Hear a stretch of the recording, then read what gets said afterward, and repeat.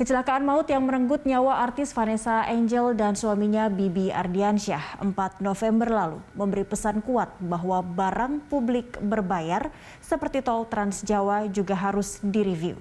Sebab dalam satu semester tahun 2019 saja, setidak-tidaknya ada 65 kasus kecelakaan di 6 ruas jalan tol Trans Jawa.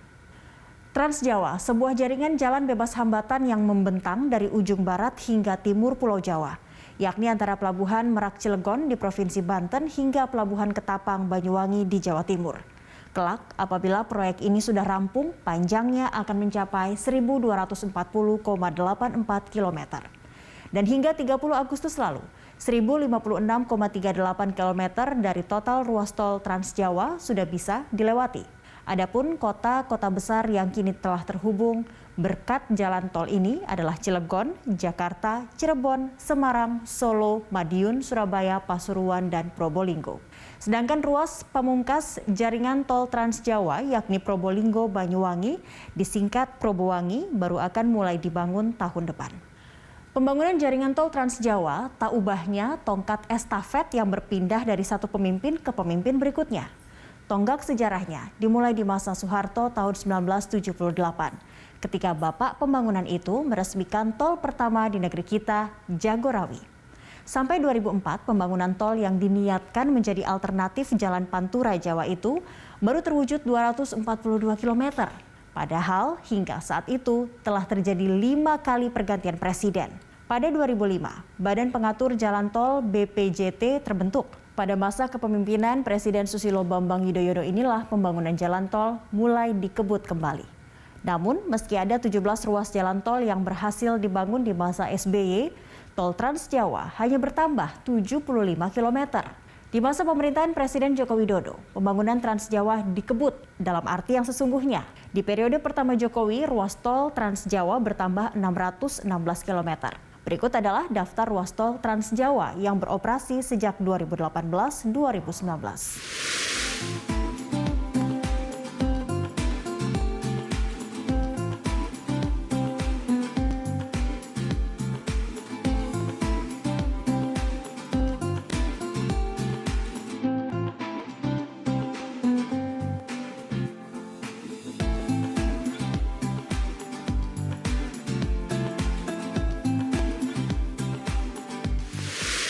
Dari ruas-ruas tol tadi, Ngawi Kertosono merupakan salah satu yang terpanjang.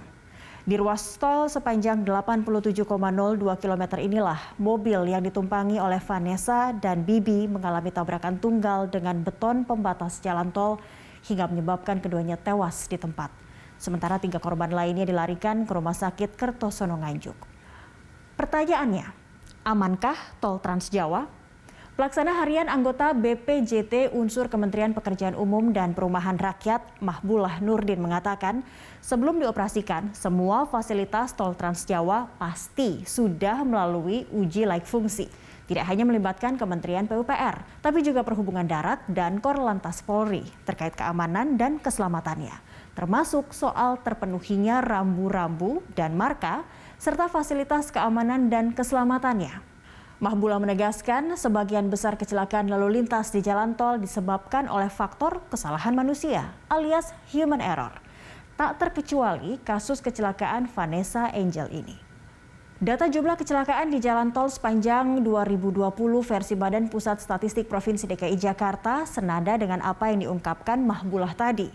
Meski kecelakaan-kecelakaan yang didata ini tidak semuanya terjadi dalam jaringan tol Trans Jawa. Dari total 534 kecelakaan yang terjadi di ruas tol Jagorawi, Jakarta Tangerang, Jakarta Cikampek, dan Cawang Tomang Cengkareng 439 kasus atau 82,2%-nya disebabkan oleh faktor pengemudi. Sedangkan faktor lingkungan atau dengan kata lain kondisi jalan tol itu sendiri menjadi penyebab paling sedikit, yakni hanya 6 kasus alias 1,1%-nya. Adapun faktor kendaraan menyebabkan 89 kasus kecelakaan di jalan tol sepanjang tahun 2020. Untuk mencegah kecelakaan di jalan tol, berbagai upaya telah dilakukan oleh seluruh pemangku kepentingan. Contohnya, Badan Usaha Jalan Tol (BUJT) telah memasang rambu-rambu peringatan, marka kejut seperti rumble dot hingga lampu strobo. Bahkan, ruas tol Ngawi Kertosono juga telah dilengkapi singing road atau jalan bernada untuk menekan jumlah angka kecelakaan akibat sopir mengantuk. Selain itu, yang penting pula menyediakan fasilitas rest area. Akan tetapi, cukupkah? Data di situs Badan Pengatur Jalan Tol menunjukkan ada 78 rest area di sepanjang tol Trans Jawa. Jumlah ini sudah termasuk rest area dari arah barat ke timur dan dari timur ke barat.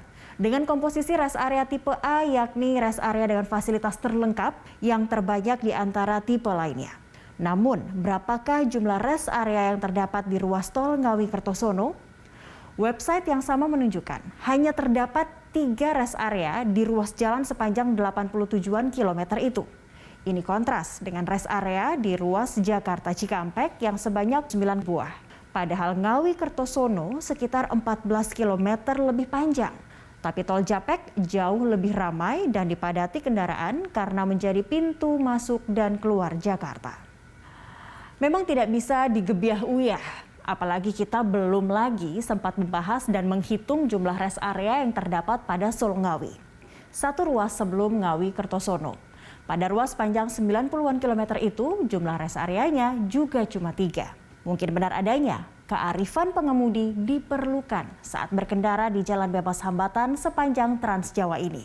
Pengemudi tidak boleh memaksakan diri untuk terus berkendara dan harus punya batasan kapan saatnya untuk berhenti dan beristirahat.